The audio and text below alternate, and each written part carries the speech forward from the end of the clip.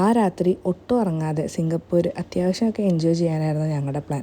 ഞങ്ങൾ 4 പേരും കൂടി ഇതേ ആദ്യം പോയത് ലിറ്റിൽ ഇന്ത്യ സ്ട്രീറ്റിലേക്കാട്ടോ. അവിടുത്തെ കഫേസിൽ ഇന്ത്യൻ ഐറ്റംസ് ഒക്കെ കിട്ടുമായിരുന്നു. ഇതൊരു ടർക്കിഷ് സ്ട്രീറ്റാണ്. ഇവിടുത്തെ ബിൽഡിങ്സൊക്കെ കണ്ടോ, ഒരു ടർക്കിഷ് ആർക്കിടെക്ചർ പോലെയൊക്കെ ഇല്ലേ. ഏകദേശം 10-11 മണിയായപ്പോഴാണ് ഞങ്ങളിവിടെ എത്തുന്നത്. പക്ഷേ കടകളൊക്കെ നല്ല ആക്റ്റീവായിരുന്നു കേട്ടോ. സിംഗപ്പൂർ ഈ സ്ട്രീറ്റ്സിലെ കഫേസിൽ മെനു കാർഡൊക്കെ പുറത്ത് വയ്ക്കും. ഞങ്ങളെല്ലാ സ്ട്രീറ്റിലെയും മെനു കാർഡൊക്കെ വായിച്ച് നല്ല ഭംഗിയായിട്ട് അവിടെ നിന്നും കഴിക്കാണ്ട് എല്ലാം കണ്ട് ആസ്വദിച്ചിറങ്ങി.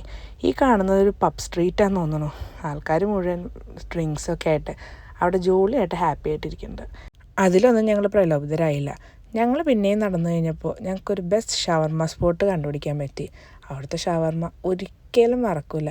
അസാധ്യ ടേസ്റ്റും അത്ര ഫില്ലിങ്ങും ആയിരുന്നു. അത് കഴിച്ചിട്ട് ഗൂഗിൾ മാപ്പ് ഇട്ട് സിംഗപ്പൂർ ഫ്ലയറിൻ്റെ അടുത്തോട്ട് നടന്നതാണ്. ഗൂഗിൾ മാപ്പ് വരെ സിംഗപ്പൂർ ഞങ്ങൾ വഴിതെറ്റിച്ചു. എൻ്റെ പൊന്നെ, ഏതൊക്കെ വഴി കൂടി നടന്നിട്ടും തിരിച്ച് ഒരേ സ്ഥലത്ത് തന്നെ ഞങ്ങൾ എത്തുന്നത്.